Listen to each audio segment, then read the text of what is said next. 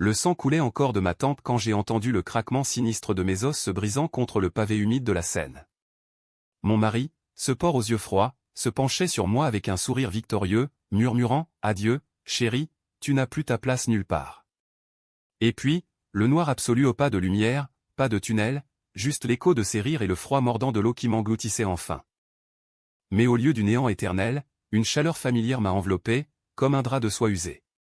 J'ai ouvert les yeux, et là, dans le miroir antique de notre appartement haussmannien du Marais, mon reflet de 28 ans me fixait, les joues roses de la jeunesse, les cheveux cascadant sans les mèches grisonnantes de la trahison. J'étais revenu.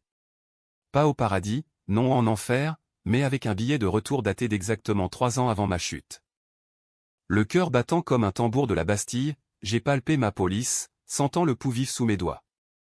3 ans. Avant le mariage, avant les murmures doux qui masquaient les mensonges, avant qu'il ne vide notre compte commun de 40 000 € pour financer son rêve adultère, un gala somptueux où il épouserait sa putain de maîtresse, m'effaçant de la liste des invités comme on jette un Kleenex souillé. J'avais tout donné au mon héritage familial, les vignobles provençaux de mon père, transformés en empire de traiteurs gastronomiques que j'avais patiemment bâti sous son nom à lui, pour le faire briller. Et lui? Il m'avait noyé dans la Seine, accident, parfait après m'avoir drogué lors d'une soi-disant réconciliation. Meurtrier. Voleur. Mon amour devenu mon bourreau. Je me suis levé d'un bond, le plancher craquant sous mes pieds nus.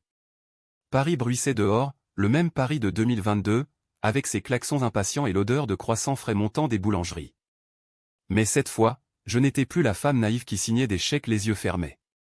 J'étais un fantôme vengeur, revenu pour arracher la peau de son masque. Il paierait.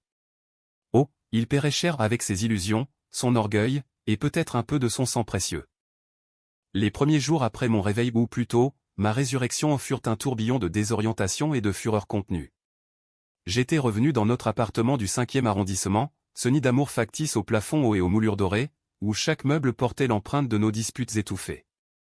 Marc, mon futur mari encore fiancé à cette époque ronflait paisiblement dans la chambre adjacente, ignorant que la femme qu'il croyait dompter venait de renaître avec la mémoire d'une noyade glacée.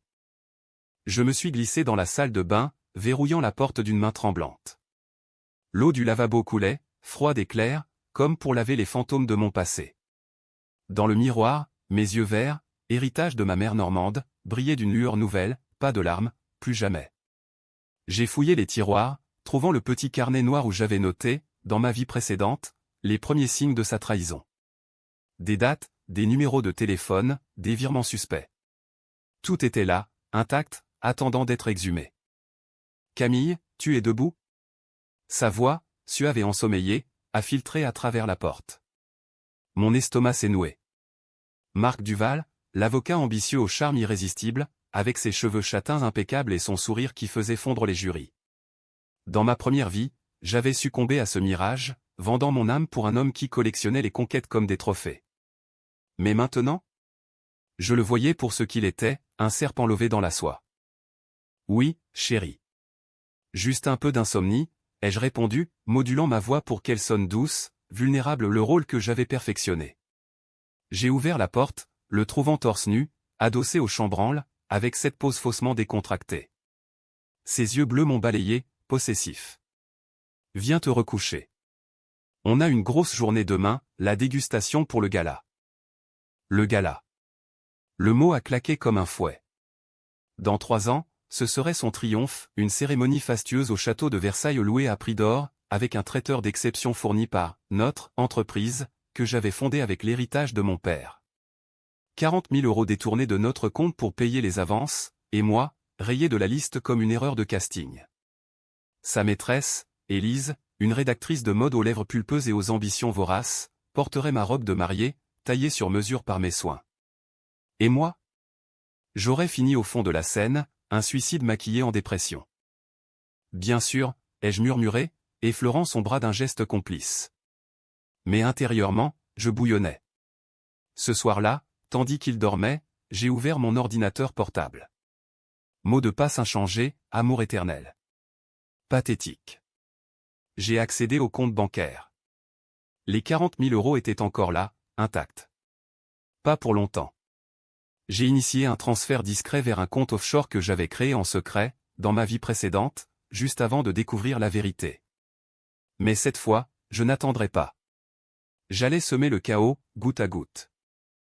Le lendemain, nous étions dans les cuisines de notre entreprise, Saveurs du Sud, nichée dans un entrepôt rénové près de la gare de Lyon. L'air embaumait l'huile d'olive et le thym frais, un paradis provençal au cœur de Paris.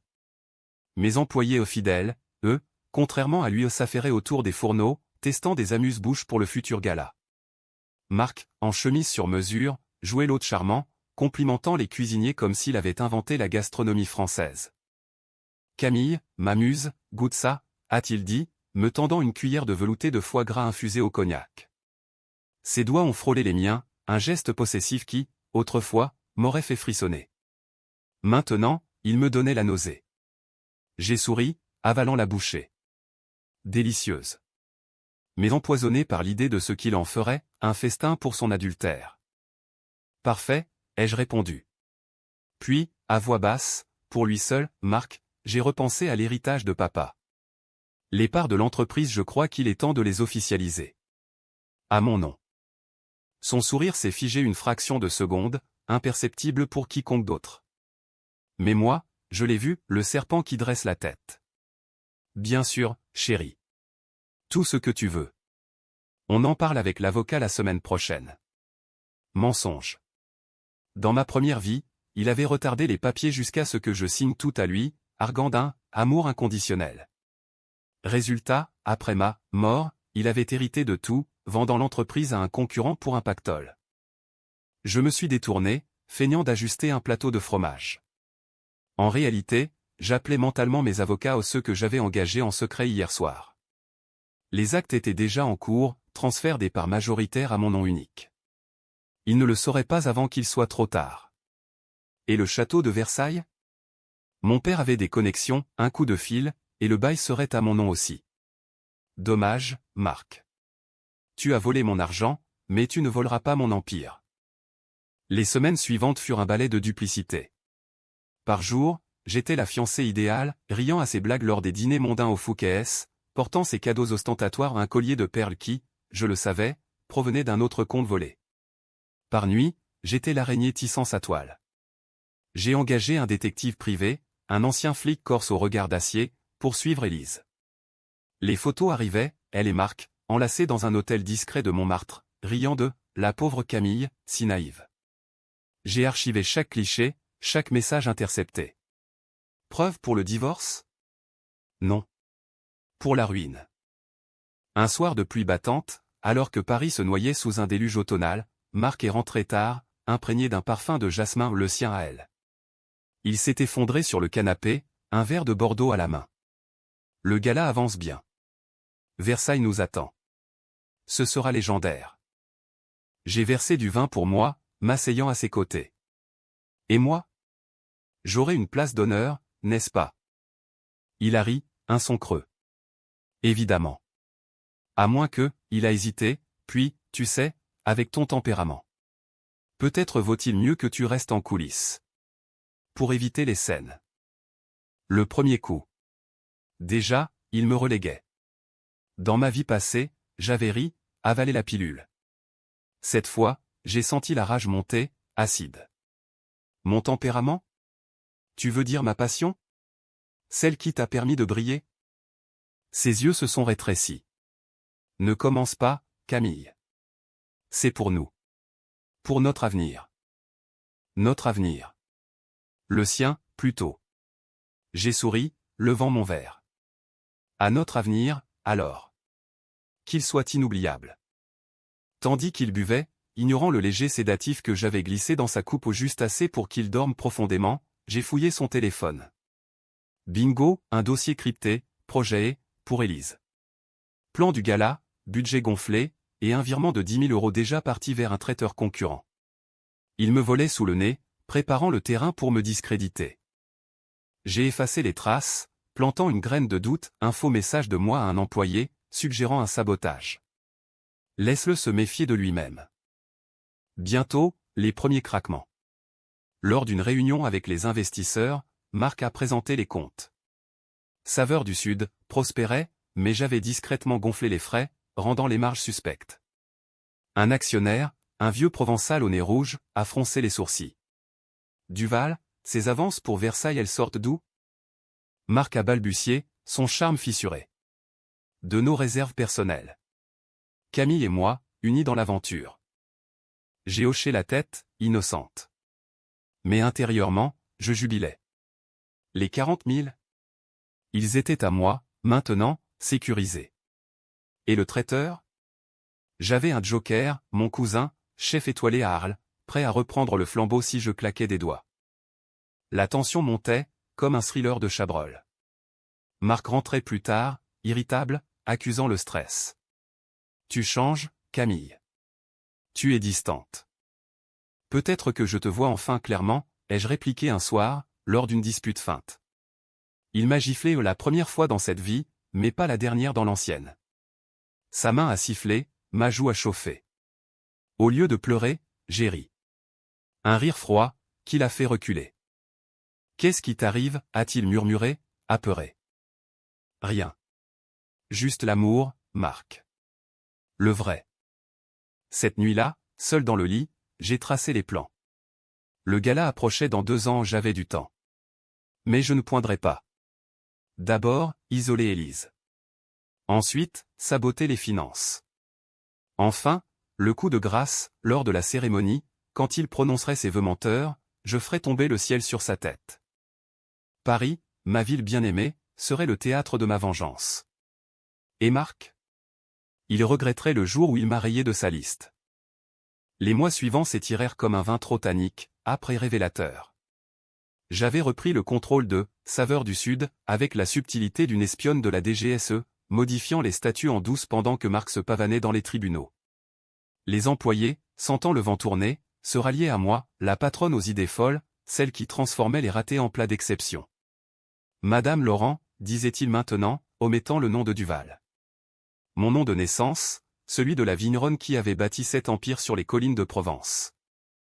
Un après-midi ensoleillé de printemps, alors que les cerisiers du Luxembourg fleurissaient en explosions roses, j'ai croisé Élise pour la première fois dans cette vie réécrite. C'était lors d'un vernissage au centre Pompidou, un de ces événements où Paris feint l'élitisme.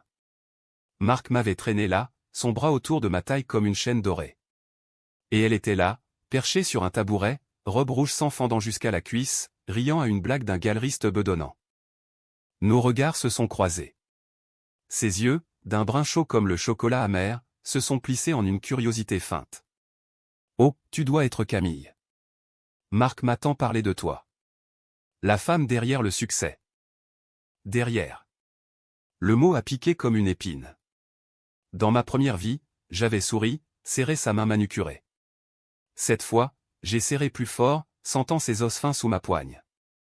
Et toi, Élise? La muse des colonnes de mode. J'ai lu ton article sur les mariages du siècle. Inspirant. Son sourire vacilla. Marc, sentant la tension, s'est interposé, riant nerveusement. Mesdames, paix. Un verre?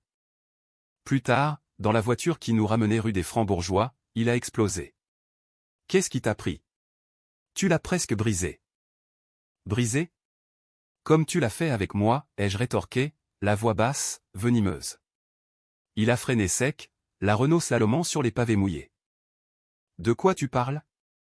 J'ai hésité, tenté de tout déballer la noyade, les vols, le gala maudit. Mais non. Pas encore. Rien. Juste une intuition. Elle sent le mensonge, c'est Élise. Il a ri, mais c'était forcé. Tu es parano, Camille. Laisse-moi gérer ma vie. Sa vie. Pas la nôtre. Ce soir-là, j'ai fouillé plus profond. Mon détective avait déniché un secret juteux, Élise n'était pas une simple aventurière.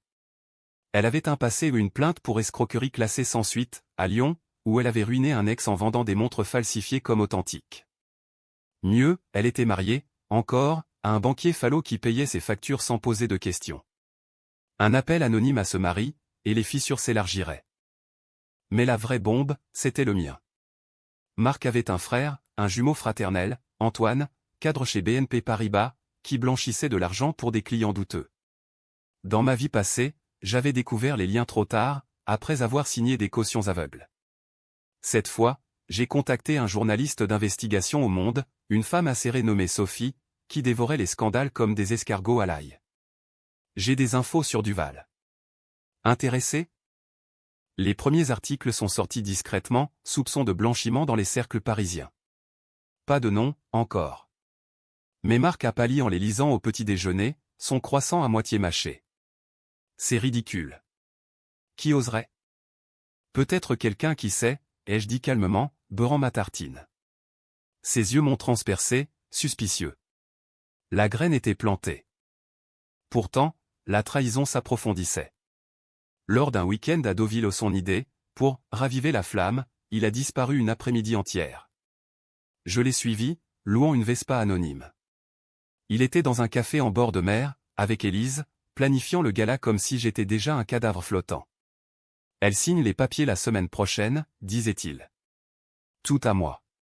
Ensuite, on la pousse dehors doucement, un divorce amiable. Doucement. Comme la drogue dans mon verre, 3 ans plus tard. J'ai enregistré la conversation, le cœur serré non de douleur, mais de triomphe froid. De retour à l'hôtel, il m'a fait l'amour avec une urgence fébrile, comme pour sceller un pacte. Je l'ai laissé faire, murmurant des mots doux tout en griffant son dos des marques qui, le lendemain, poserait des questions. Le scandale a éclaté lors d'une réception chez un client, un magnate de la mode dans les salons de l'hôtel de Crillon. Élise était là, radieuse, au bras de Marc. Oups, une coïncidence. Les invités murmuraient, les flashs crépitaient. Puis, mon coup, un serveur, un de mes fidèles, a, accidentellement, renversé une coupe de champagne rosé sur sa robe. Tâche indélébile, humiliante. Elle a hurlé, Marc l'a défendu, accusant le personnel. Mais le personnel, c'était moi. C'est un sabotage, a-t-il tonné, rouge de colère. J'ai haussé les épaules, feignant l'étonnement. Peut-être un jaloux. Ou simplement de la maladresse. Comme la vie, non? Cette nuit, pour la première fois, il m'a confronté. C'est toi, hein? Tu triches quelque part. J'ai ri, un son cristallin et cruel. Tricher? Moi? Regarde-toi, Marc. Ton téléphone sonne. Élise, encore? Il a blêmi, vérifiant. Un faux appel, programmé par mon hacker freelance. La paranoïa s'installait, belle et destructrice. Bientôt, les décisions controversées. J'ai commencé à saboter subtilement l'entreprise non pour la couler, mais pour la lier à lui. Des commandes falsifiées au nom de Marc, des factures gonflées vers des paradis fiscaux. Quand les impôts frapperaient, ce serait son nom sur les papiers. Et moi? J'avais déjà un plan B, relancé sous un nouveau nom, avec mes vignobles comme base. Un soir d'été, lors d'une fête sur les quais de Seine, ironie du sort, j'ai rencontré un homme. Paul, un architecte aux yeux gris et au rire franc, qui dansait sous les guirlandes lumineuses. Pas d'amour, pas encore, juste un rappel que la vie existait au-delà de la vengeance. Il m'a embrassé sous la tour Eiffel illuminée, et pour un instant, j'ai oublié le froid de l'eau. Mais le lendemain, culpabilité, étais-je en train de devenir comme lui? Une manipulatrice? Non. La différence? Ma vengeance était justice. La sienne, pure cupidité. Le twist mineur est arrivé en automne, Marc a découvert le transfert des 40 000. Il a explosé, me coinçant contre le mur de notre cuisine. Salope!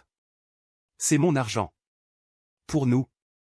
Pour elle, ai-je corrigé, calmement. Et pour ton frère. J'ai vu les virements, Marc. À Antoine. Pourquoi? Tes dettes de jeu? Tes maîtresses? Il m'a frappé encore, plus fort. Le sang a coulé de ma lèvre. Mais cette fois, j'avais une caméra cachée. Preuve. Touche-moi encore, et je te ruine. Il s'est reculé, tremblant. Tu bluffes. Et c'est pour voir. La guerre était déclarée. Et Paris, avec ses ruelles sombres et ses lumières éternelles, applaudissait en silence. L'hiver 2023 a apporté ses premiers frimas, et avec eux, les secrets enfouis qui pourrissaient comme des truffes oubliées. J'avais transformé notre appartement en forteresse, caméras discrètes, logiciels espions, et un coffre-fort à combinaisons changées quotidiennement. Marc, sentant le piège se refermer, devenait un animal traqué ou irritable, distant, noyé dans le whisky single malt qu'il buvait pour noyer ses doutes. Un matin de givre, alors que la neige saupoudrait les toits de Montmartre, mon détective m'a livré le dossier final sur Élise. Pas seulement une croqueuse de diamants, elle avait trempé dans un scandale plus sombre.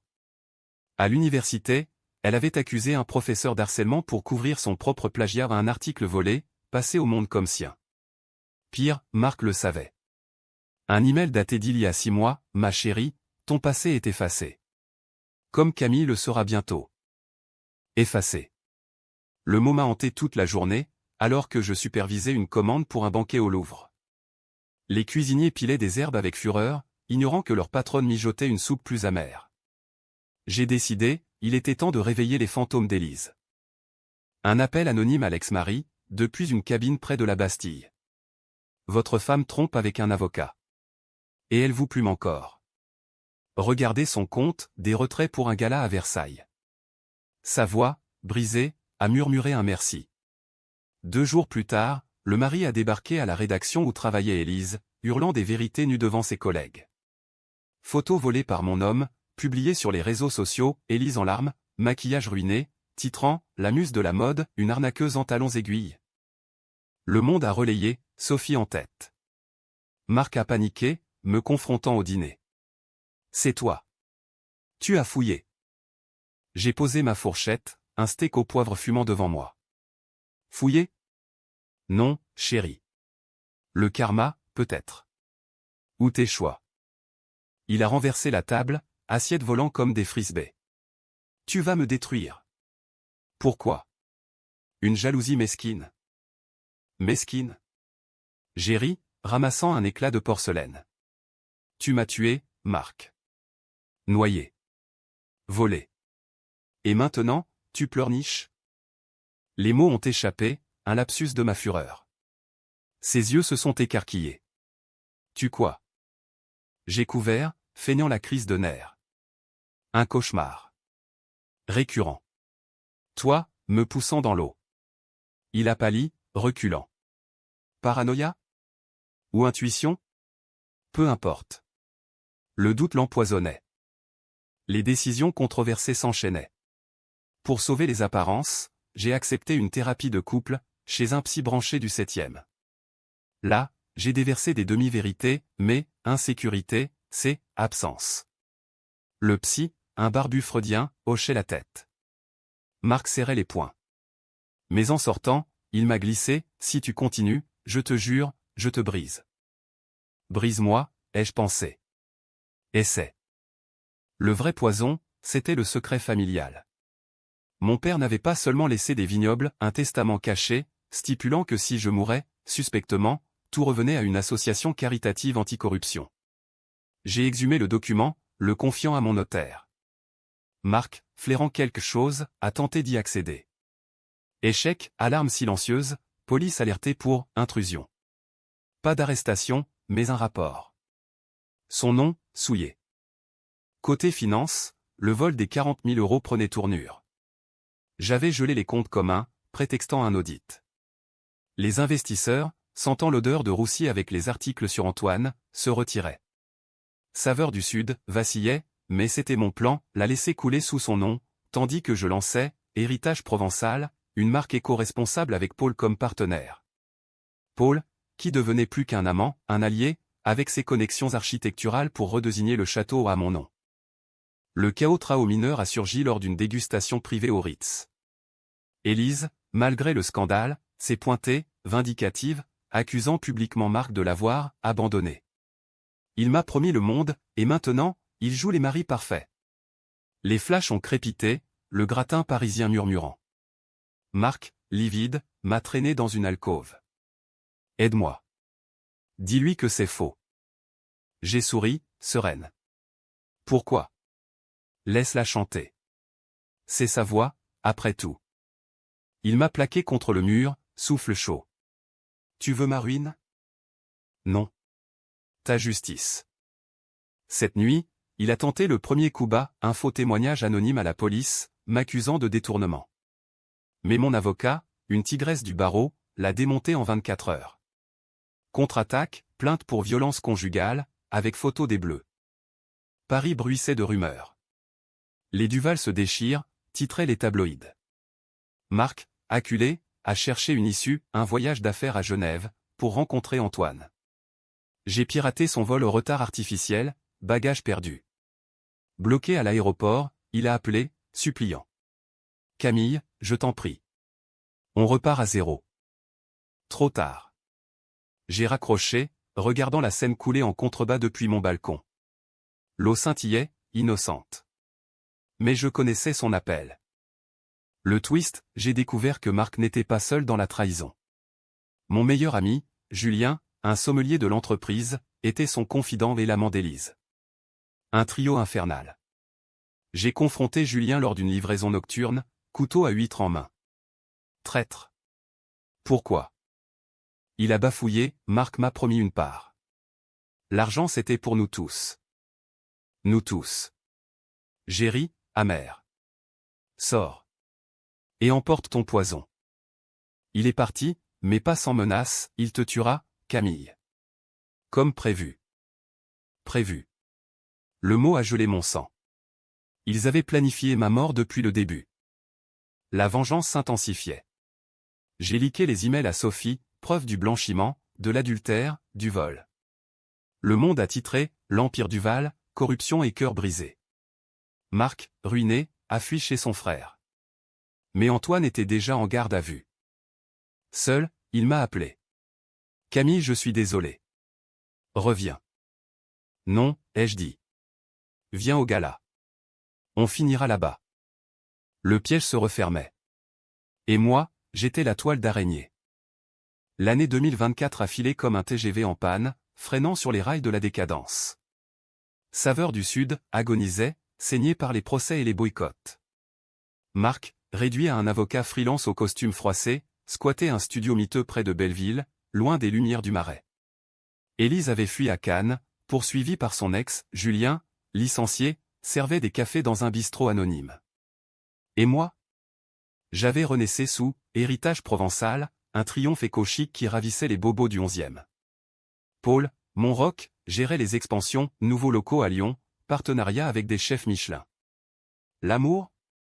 Il fleurissait, discret, comme un rosé bien frais. Mais la vengeance n'était pas assouvie.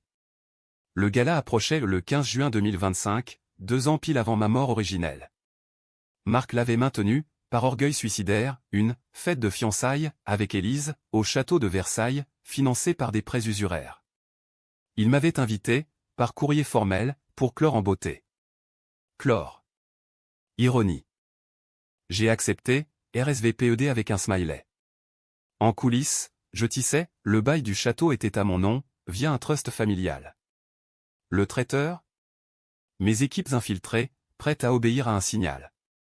40 000 euros? Récupérés, plus intérêt, via un jugement express. Les préparatifs étaient un cirque. J'ai visité le site incognito, déambulant dans les jardins à la française, où Louis XIV avait dansé ses intrigues. Paul m'accompagnait, main dans la main. Tu es sûr? C'est dangereux. Dangereux? C'est cathartique, ai-je répondu, caressant une étayée.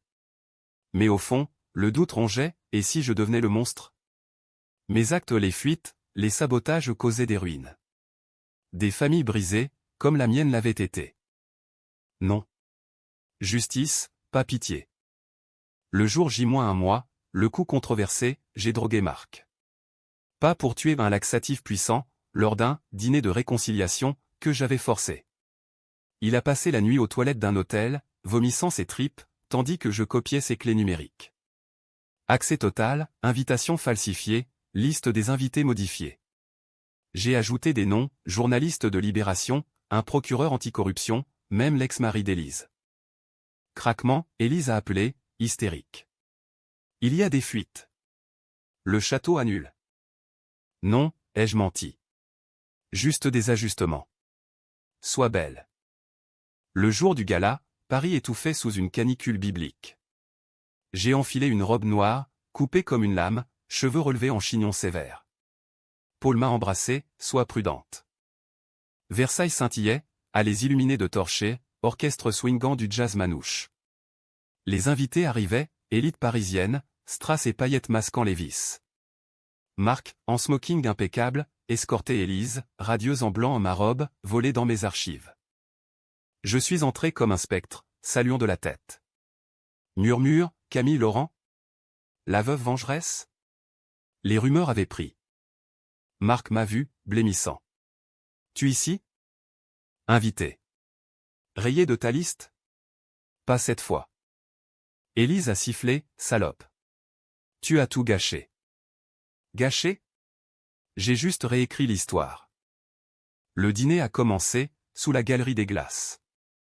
Mes plats au saboté subtilement, sel en excès dans les sauces, allergènes cachés pour les intolérants.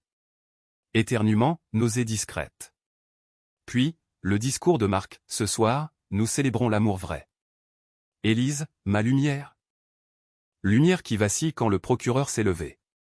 Messieurs dames, une annonce, Marc Duval est accusé de blanchiment et escroquerie. Arrestation immédiate. Chaos. Menottes cliquetant, flash explosant. Élise hurlant, son ex surgissant, traîtresse.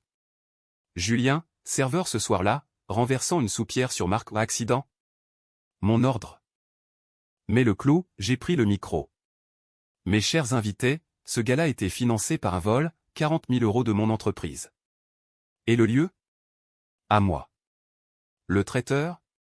À moi. Merci, Marc, pour le spectacle. Huée, applaudissements. Il m'a fixé, yeux fous, comment? Je suis revenu, chérie. Pour te hanter. La police l'a traîné, criant des insanités. Élise s'effondrait, robe tachée de vin rouge versé par moi. Dehors, sous les étoiles, Paul m'attendait. C'est fini? Presque.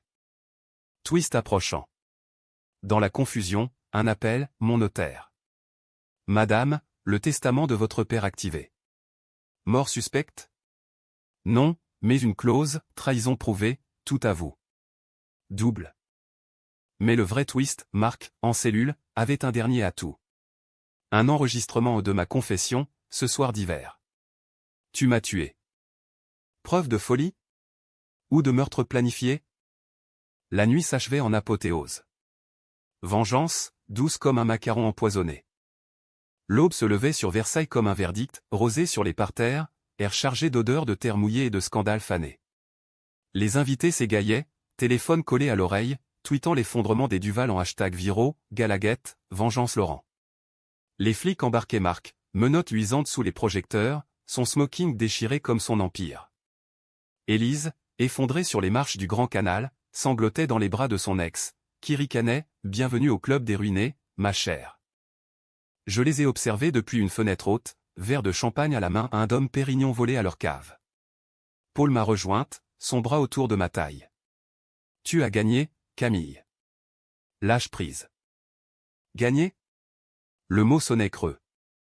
La vengeance m'avait consumé, nuit blanche à ourdir, ami perdu dans la tourmente, et ce vide au creux du ventre, là où la joie aurait dû fleurir. Mais justice? Oui. Car sous les paillettes, il y avait eu le crime, ma noyade fantôme, les 40 000 € comme sang versé, les secrets qui avaient pourri des vies entières. Les suites judiciaires furent un feuilleton français pur jus, procès au palais de justice, flash des paparazzis sous la pluie de Paris. Marc, défendu par un avocat minable au séfon gelé, a plaidé la folie conjugale. Elle m'a manipulé. Des cauchemars, des menaces. L'enregistrement a été joué, ma voix, rauque de rage, tu m'as tué. La salle a frissonné. Folie? Ou vérité surnaturelle? Mon avocat a contre-attaqué, preuves accablantes, de l'adultère au blanchiment, en passant par la violence documentée. Monsieur Duval n'est pas victime. Il est prédateur.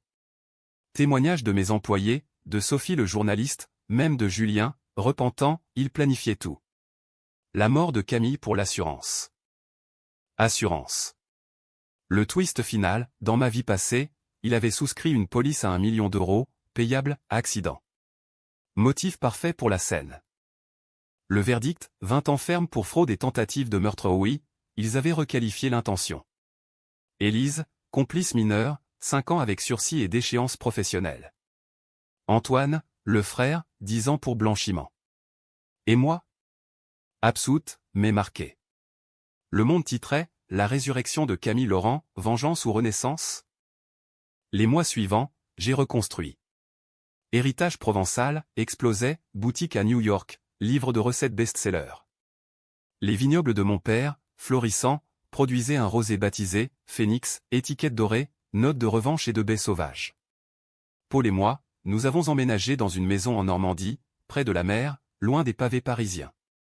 Pas de mariage hâtif, juste des dimanches paresseux, des dîners aux chandelles sans poison. Mais la nuit, parfois, la Seine m'appelle. Je rêve de l'eau froide, du sourire victorieux de Marc. Étais-je vraiment revenu? Ou juste une femme brisée qui avait appris à mordre? Un soir d'automne 2025, une lettre de prison, l'écriture tremblante de Marc. Camille, je sais maintenant. Tes yeux ils ont changé ce matin-là, il y a 3 ans. Tu es revenu du diable pour me traîner avec toi. Pardonne-moi. Ou non. Mais vis. J'ai brûlé la lettre dans la cheminée, flamme dansant comme des rires moqueurs. Pardon? Non. Vivre? Oui. Paris, de loin, scintillait toujours ville de lumière et d'ombre. J'avais rayé Marc de ma liste, volé son avenir comme il avait volé le mien. Dommage pour lui, je possédais le lieu, le traiteur, et maintenant, ma propre histoire. Fin. Ou début.